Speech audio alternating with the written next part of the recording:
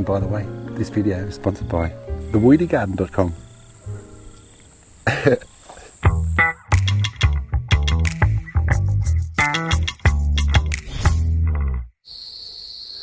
Oh, sounds like the cicadas just woke up again because it's warming up after lunchtime here in the Weedy Garden. Welcome back again to another episode of Weedy's little walkabout in the garden up here on the hill. And we've reached so far as we've come up to Wormville. I call it Wormville. I call it Wormville because I get the association that I have built a city, and it's like I've filled up all the supermarkets in that city with food. I've built apartment buildings throughout the city. I basically prepared a city, and then I introduce a few busloads of inhabitants, which is my couple of handfuls of worms in the beginning. Compost worms. Different from earthworms. Earthworms, they live deep under the ground. They live like 2 to 6 meters under the ground. But the compost worms, they like to live in the first 6 inches or so.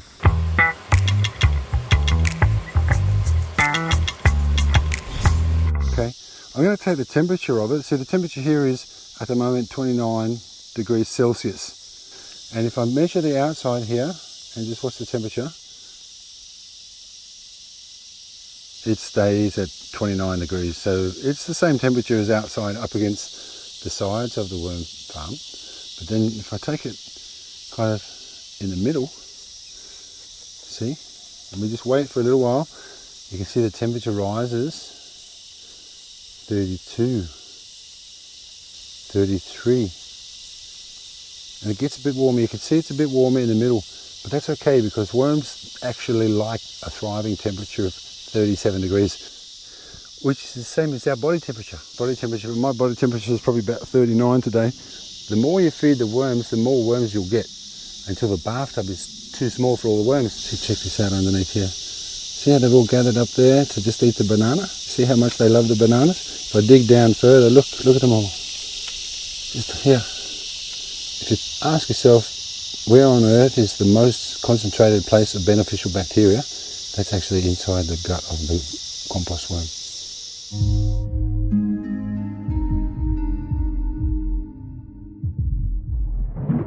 The earthworm that lives deeper down doesn't eat too much of the organic material. It's in fact eating the worm castings from the compost worm. It's more interested in eating the bacteria that's come out of the compost worm's gut. Imagine it's like a whale that's just going through the soil, eating the small bacteria like krill. The whales of the soil, the earthworms, but these ones are the compost worms. They do the initial decomposing. And so, see, that's a black soldier fly larvae. They also live in compost if it's like very wet and very warm. They coexist actually, the worms and the soldier fly larvae. They're called black soldier fly larvae. But it's okay because they actually break down the compost 5 times quicker than the compost worms do. And the chooks love them, so I feed them to the chooks if I catch one every now and again.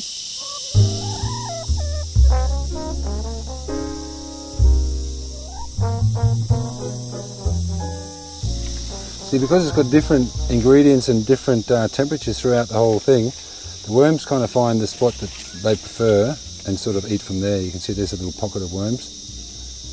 See? Just a little pocket there eating on something that they like, and then they'll move about. That's just a ball of goodness right there.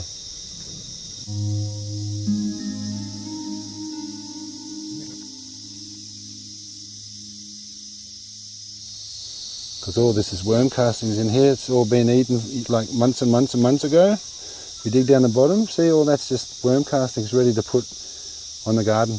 And what you could do is I could take a big handful of this, because the worm juice that comes out underneath, that contains a few unlucky bacteria that have kind of got washed through the system and end up in the bucket down the bottom, right? But most of the bacteria are in here, in the worm poo. And so if I put like a handful of this in a bucket and squirt it with the hose, that'll like knock all the bacteria off the material and spread them out in the water, and that'll make my worm juice fertilizer a lot stronger. And just like burst it with water and knock all those bacteria off.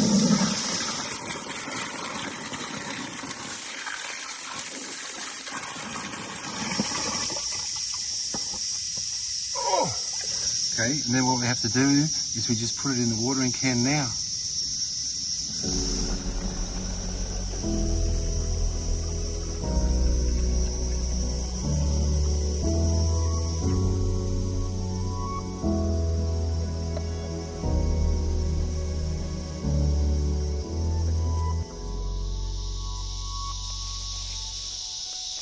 See, I put all sorts of stuff in this. This basil, this is all my basil. Obviously they've eaten all the leaves, and this is also what's left of my basil. It's a bit gluggy in some places because it's been raining a lot, so the water comes in and kind of makes it a bit gluggy.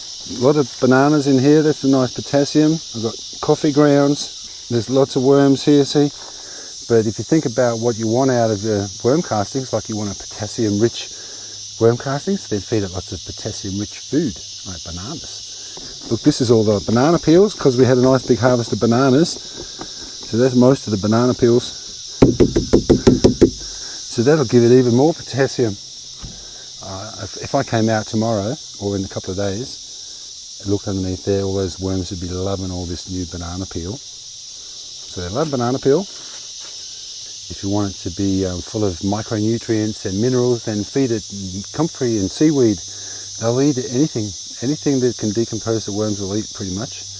They don't like to have too many orange peels or citrus peels all at once. They don't seem to like too many onions either all at once. Sometimes I put a dead cane toad in here as well. I bury it down a little bit deeper so it doesn't smell. And you know, in a couple of weeks that'll be turned to worm castings as well.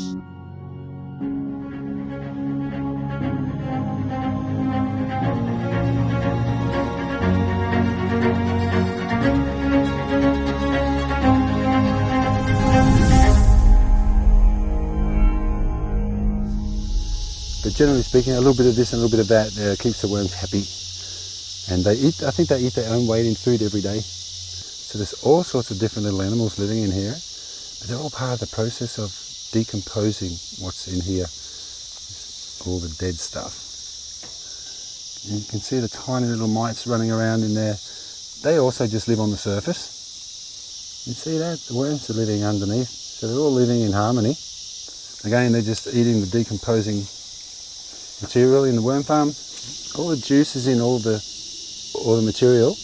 That's a banana, there's a bit of juice in there, all the juice in here.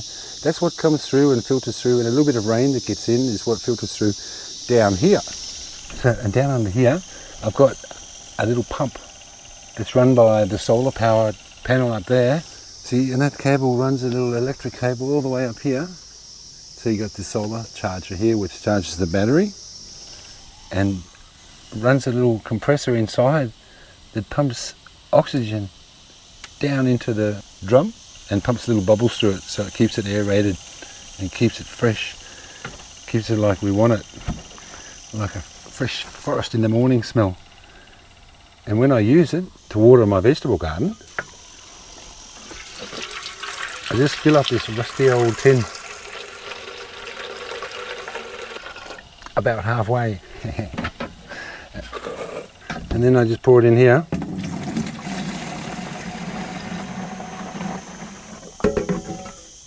and mix the rest with water.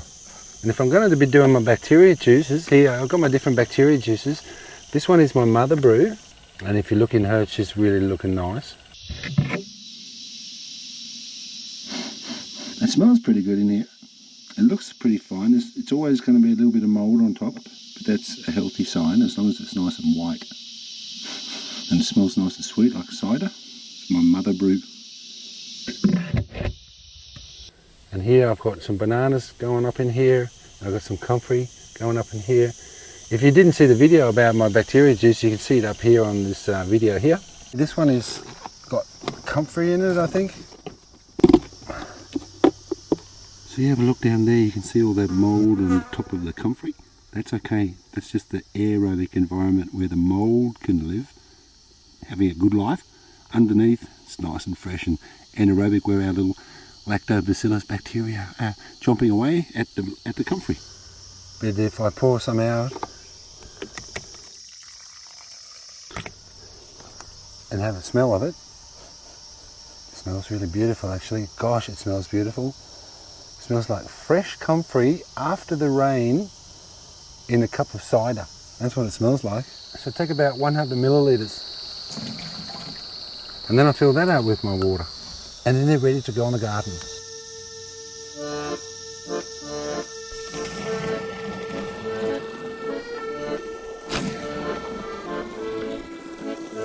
Okay.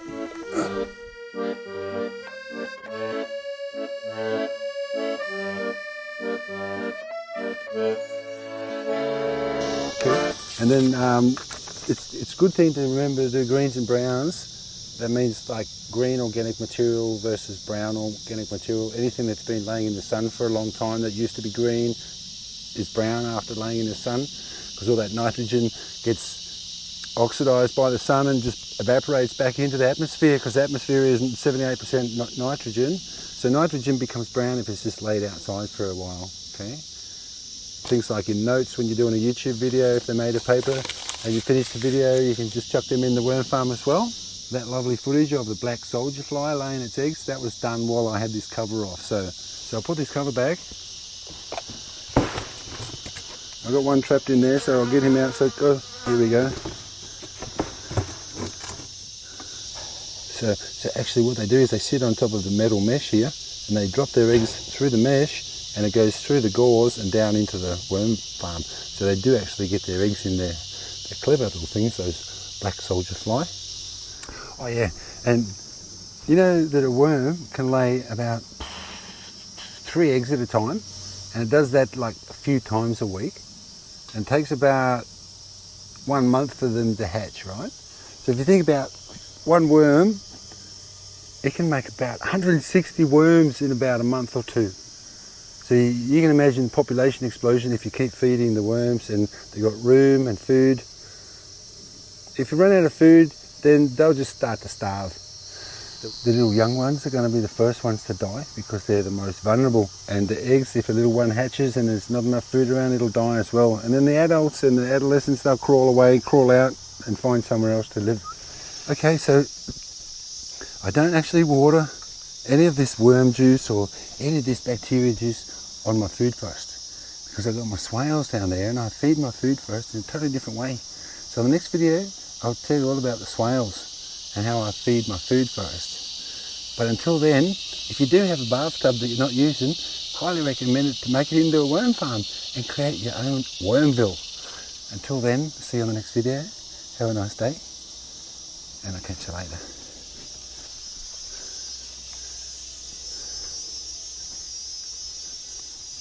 Oh, this is a little cooker melon. I'll eat you. See, just got some of my full potential right there.